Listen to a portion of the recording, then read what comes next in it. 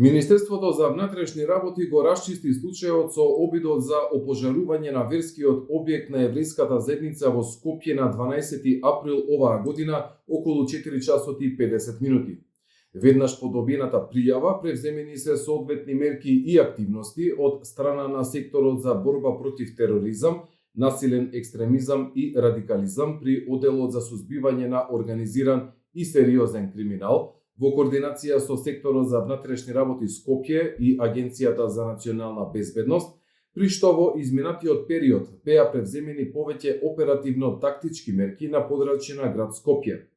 На 30 април од страна на секторот за борба против тероризам, насилен екстремизам и радикализам, во содејство со СВР Скопје и Оделот за специјални полициски операции, под раководство на надлежен јавен обвинител од ОЈО-ГОК, по претходно обезбедени наредби за вршење на претрес на дом и други простории, извршени се претреси на 13 локации на територија на град Скопје, при што приведени се 7 лица и одземени се предмети и електронски уреди поврзани со кривичното дело.